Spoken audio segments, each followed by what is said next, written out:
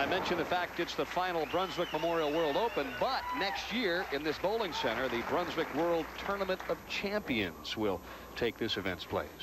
But it'll go from a field of 64. Yeah, that'll be the field of 64 down from what they had 192 this year. Bit of an overreaction. 3-6-10 left for D'Entremont on lane 23. Big contrast in styles here. Not only contrast in physical ability or physical size, but in the way they throw the bowling ball. D'Entremont, a big man, smooth man, big high backswing, powerful release. Butch, one of the smaller players on tour, goes dead straight. A lot of different ways to get to the pocket and many different opportunities to score in the sport of bowling. That's one of the things that makes it such a great game. You don't have to be a big, strong guy in order to go out there and compete week to week. And you don't have to be young. You've proven that. Well, so is Butch. Butch Soper, really a remarkable year. Terrific fall series. He comes out with a fastball on lane 24. And Butch said that the left lane was tighter than the right. Butch Soper, 5-step player, stands all the way at the back, just kind of pushes the ball down and walks by it right here. See, nice straight arm there. And at the peak of the backswing, right here, nice knee bend. Ball's a little higher than shoulder height. Comes through and stands straight up with that straight leg there, arm out for balance, and turns over the top of that ball with a hand release. The helicopter. Looking for a quick double, leaves a solid 10. He was having a debate in his mind about 10 minutes before airtime whether he should sand the ball just a little bit more to get it to hit, but he was worried that the ball would hook early if he did that, so I don't think he did it. Week 10, the result. One point we should probably make right off the bat: the condition right now on this pair of lanes resembling very much what the players faced early rounds all week long. And David Ozio, Butch, a couple of the other guys said that the lanes are quite a bit tighter than they were throughout most of the week. Right. Ozio may bowl with 4 steps tonight because the lanes are tighter. And with some sanded equipment. Right. D'Entremont, he can hook it on ice. Got a handful there, plenty of room. Ball comes screaming back for a solid 10. Is there anybody that look more powerful than Dave D'Entremont when he gets, as you said, a handful? One of the reasons why I think that he is developing into one of the real solid week in, week out stars on the PBA tour. He's improved that spare game too. He's paid his dues. D'Entremont, 5-step player, holding the ball right about the middle of his chest. Watch how smooth he is. Head's very steady. Now watch the ball, how high that backswing is. He'll drive through. See the nice knee bend right here. Arm out for balance. Follow through right up here. He looks pretty doing it, Dan. That's the result. Terrific shot on the left-hand lane. So the first strike of the evening for Dave D'Entremont. Butch Soper averaged 243 plus on this pair of lanes throughout the week. All 5 professionals composite about 233 on this pair of lanes. Not bad. Pretty high. Interesting too, the average age on this telecast is about 37 then. So it's a veteran group. Excellent shot for Butch Soper. You make a key point there, Mike, in terms of a veteran group on the telecast. And I think when you look at this event, there are 3 squads, A, B, and C. It's a much different type of a format in that you're going to get real tight lanes in the morning, medium in the afternoon, and the lanes are screaming at night. And you have to face a lot of conditions. It's a long tournament, so experience you would think would be very valuable. It's proven out tonight. Trying for the double. All right, beautiful shot for Soper as he doubles up and takes an 11-pin lead early on here in the opening match of the Brunswick Memorial World Open from Lake Zurich, Illinois.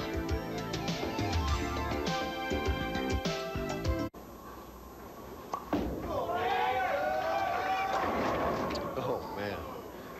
10-pin to 4-pin. That's what he's saying. There was some really hard taps this week. Then I was watching last night Norm Duke leave a solid 8, and the opponent he was bowling left 2 solid 8s. They just Solid 8s, solid 9s, 10s. There were a lot of hard taps. Don't forget, coming your way, a big college football game on ESPN. CFA returns. BYU needs to continue their winning ways if they expect to get to the Holiday Bowl. Ranked 25th. That one comes your way tomorrow night.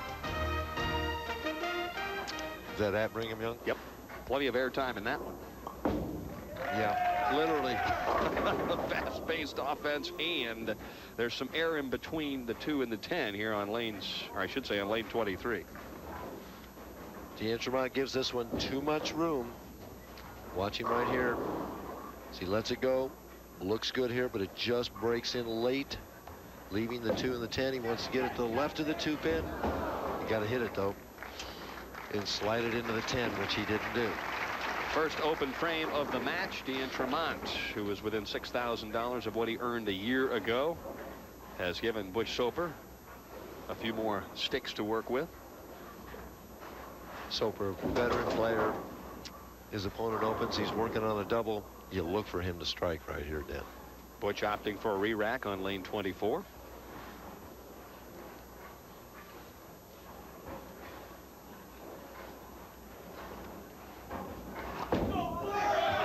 Looked like it almost fell off his hand, but drilled right into the pocket. Just gave it that little twist shot, that little helicopter shot. This ball held pocket all the way. Watch Butchie. His hand is behind the ball there. Still behind it. Now as he comes down, watch the thumb go left or to our right as he comes right over the top right there.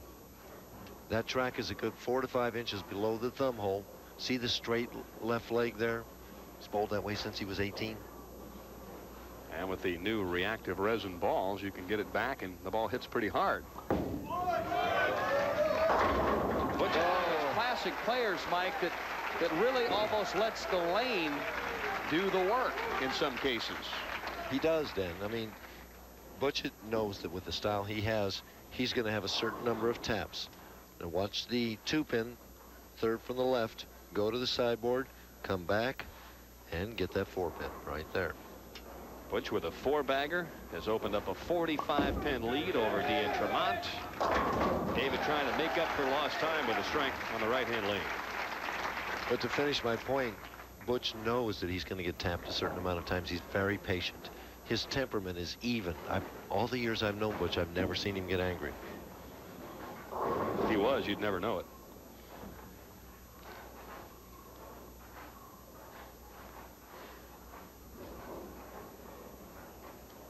Soper with a possible 280, striking the first, spare in the second, and a 4-bagger. D'Entremont has already got to be thinking impossibles. 235 is the best he can get if he takes it out. Good comeback shot, just couldn't get the 10-pin to fall.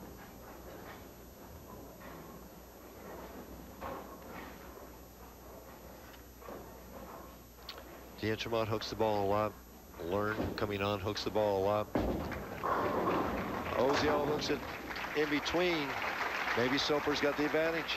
All right, Butch Soper with a lead in the opening match of the Brunswick Memorial World Open. The winner of this game takes on high-scoring Bob Learn Jr. when we return. Buy no ugly car. Butch Soper looking for another strike as he got himself an X in the 7th frame. And let's take a look at that strike in the 7th. Look like almost all the others on this right lane, except the 10-pin goes a little late. Watch the 10. 6 just clips it as it went around it. Super accurate spare player, Butch Soper. Very seldom ever see him miss a 1-pin spare. He goes for tournaments, Mike, where he might miss maybe 1 or 2 single-pin spares the entire 42 games, or in this case, through 56 games. Yeah. Well, the only time that would happen is if he has a lapse in concentration.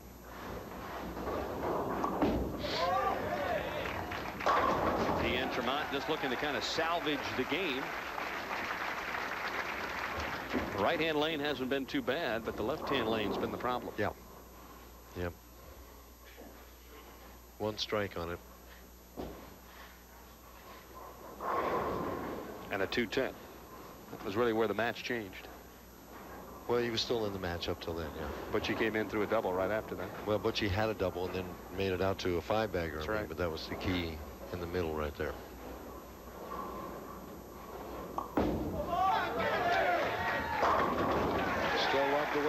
watch him bowl. Oh, yeah. He's just such a pretty bowler.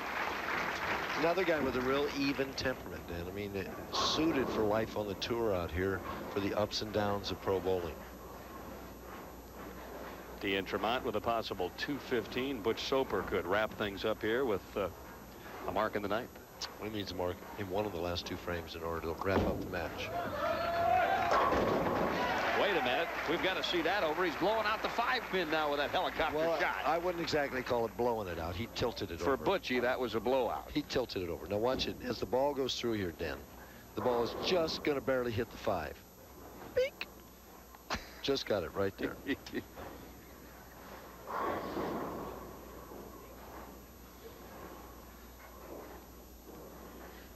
Butch Soper will move on to match number 2. Well, he got that one inside his target, and when it's going right, Michael, you know that feeling. I always hated that, though, in a situation where I had the match wrapped up. I wanted to save it. I wanted to save it.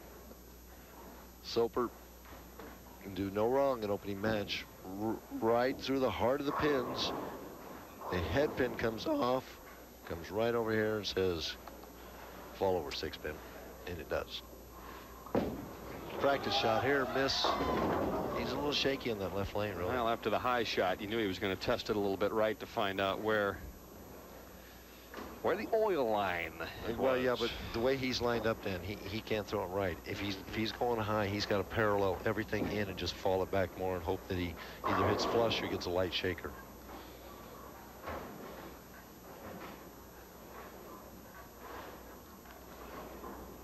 This is a practice shot for him right here, Dan.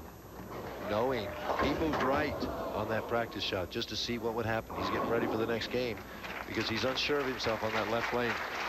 Game was well in hand. 244 for Butch Soper. Dave D'Entremont with a very nice payday in the number 5 position.